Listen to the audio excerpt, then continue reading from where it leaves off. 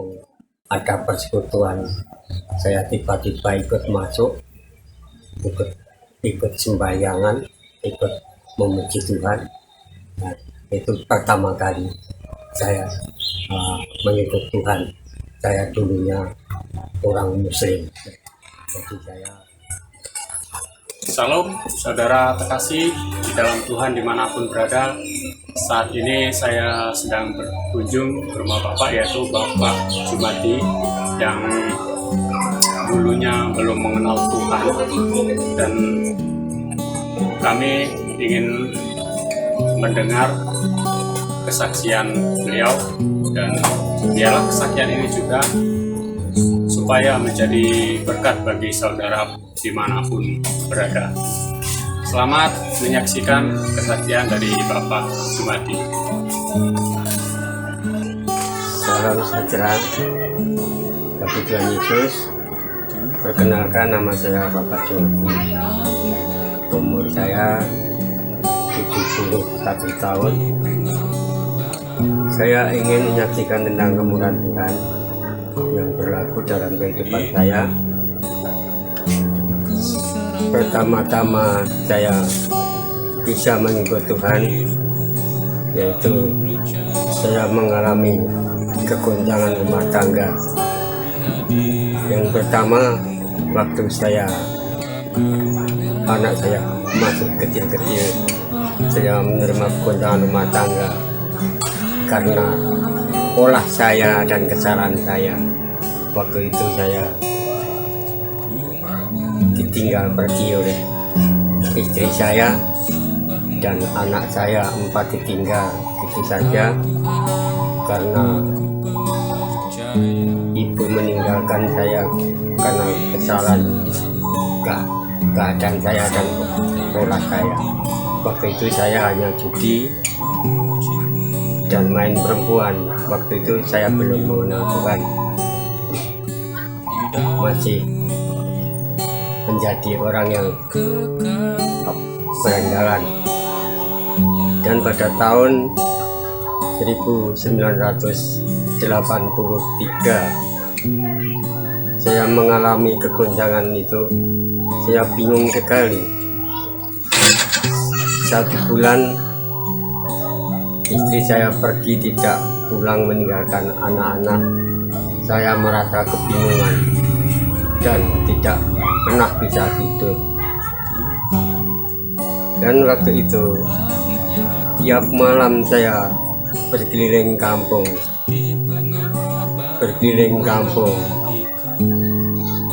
Terus di situ waktu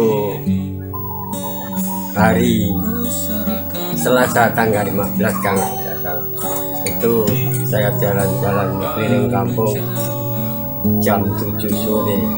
Itu di tempat saya ada kebaktian, tetapi waktu itu saya belum mengenal Tuhan. Mengapa saya tiba-tiba ikut masuk ke dalam kebaktian itu? Nggak ada yang nyuruh dan tidak ada yang dorong. Tiba-tiba saya masuk, ikut tepuk tangan, ikut nyanyi-nyanyi, ikut berbakti di dalam Tuhan itu. Terus waktu itu selesai kebaktian, kita ditanya oleh gembalanya, namamu siapa dan orang mana. Saya jelaskan. Terus siangnya saya didatangi oleh gembala-gembala dan sidang jemaat. Lalu saya dibantu doa. Terus istri saya beberapa saat itu kembali. Setelah kembali, saya diberi pelajaran oleh Tuhan Yesus. Waktu itu pas saya mengikuti kebaktian, saya masih ingat firman-Nya, tapi ayatnya saya lupa. Hanya firman-Nya sampai sekarang yang saya ingat. Kamu jangan melebihi kuasa Tuhan, sedangkan Tuhan selalu mengampuni siapapun yang bersalah, tetapi kamu manusia tidak mau mengampuni, lalu mengatakan bagi manusia yang tidak mengampuni kesalahan manusia akan tidak ada tempat di surga. Lalu saya bilang sama istri saya waktu istri pulang, ya kalau kamu mau kembali lagi ke saya, kamu harus ikut saya. Sekarang saya ikut ke gereja. Terus istri saya memutuskan kalau istri saya juga mau ikut saya ke gereja waktu itu. Terus selanjutnya kehidupan saya makin diberi kekuatan oleh Tuhan. Makin lama saya diberkati oleh Tuhan, diberikan kedamaian, diberikan sukacita, terus makin percaya. Dan waktu itu juga saya menganggur, tidak punya kerjaan. Lalu oleh gembala saya diberi modal untuk berdagang, dan waktu itu saya belum bisa dagang. Saya diberi modal untuk berdagang bakso, dan saya melakukan sama istri saya dagang bakso keliling saya. Waktu itu diberi modal 7.000, saya buat modal, saya jualan.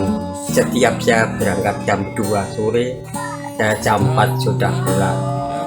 Setiap saya berangkat jam 2 sore, jam 4 sudah pulang. Tetapi 1 minggu sekali saya didatangi oleh gembala sidang itu yang bernama pendetanya yang bernama Bapak Rombot waktu itu. Setia sama saya lalu diajak kemana-mana, diajak besuk ke rumah sakit, diajak besuk kemana, diajak sembayangan orang sakit, ikut itu dipelajari. Lalu saya lebih setia, walaupun saya keadaan gitu, tapi saya selalu setia untuk mengikuti pelayanan dimanapun pendeta mengajar saya. Itu saya mulai tahun 1983 saya mengenal Tuhan karena pertolongan Tuhan yang besar, sehingga saya lebih percaya sampai sekarang ini. Dan anak-anak saya tadinya saya ajak ke gereja, sudah mau rajin bersekolah minggu, tapi sayangnya yang ikut Tuhan hanya 2, yang lainnya ikut yang lain, ikut suaminya. Maka saya keadaan saya sekarang ini juga mohon bantuan doa kepada seluruh sidang jemaat di mana berada, karena saya saat ini sedang mengalami sakit penyakit, yaitu mengalami sakit jantung dan paru. Saya setiap bulan sekali saya kontrol 2 kali. Mohon bantuan doa supaya saya dapat kekuatan, kesembuhan yang sempurna dari Tuhan. Walaupun keadaan pandemi, keadaan ini saya tidak bisa ikut beribadah karena oleh pendeta yang seumuran saya tidak diperbolehkan karena saya mengalami sakit dalam. Saya tidak boleh ibadah, hanya dapat berdoa aja di rumah sambil membaca Alkitab. Itu saja yang kami saksikan. Mohon bantuan doa, semoga kami selalu diberi kekuatan, kesehatan, selalu membuat yang terbaik buat Tuhan Yesus Kristus. Terima kasih.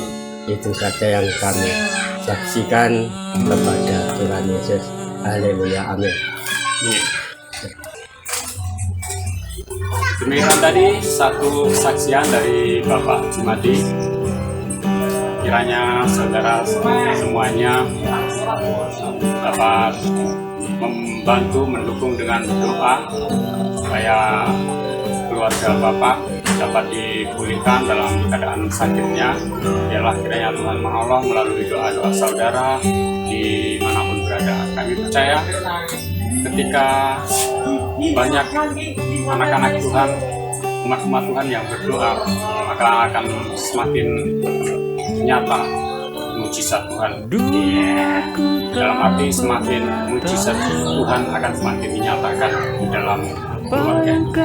Terima kasih, sampai jumpa. Jangan lupa like, comment, dan subscribe untuk kesaksian-kesaksian kami berikutnya. Salam. Arti pengorbananmu bagiku, darahmu yang sanggup mengangkat hidupku dan salibmu yang mampu mengangkatku dari lembah dosa.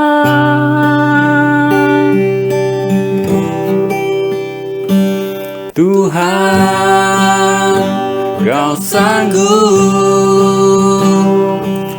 mengubahkan hidupku dan menjadi milikmu. Kini hidupku kuserahkan padamu untuk menjadi alatmu sepanjang hidupku.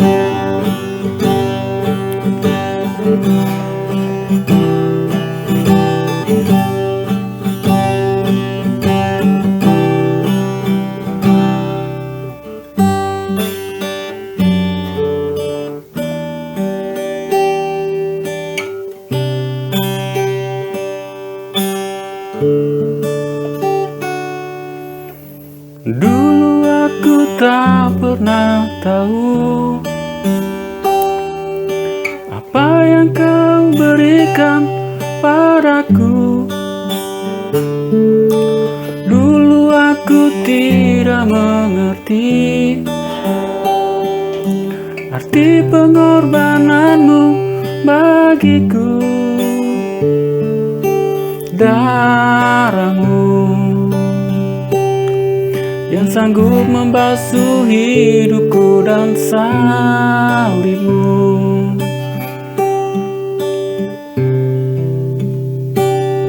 yang sanggup mengangkatku dari lembah dosa.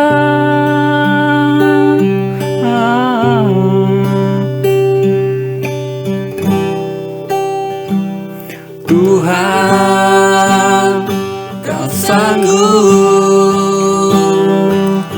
mengubahkan hidupku dan menjadi milikmu. Kini hidupku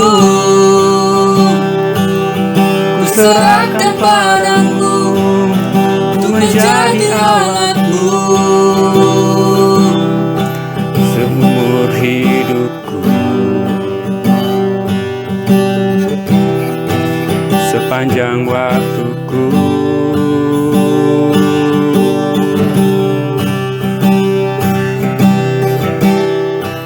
Serahkan padamu.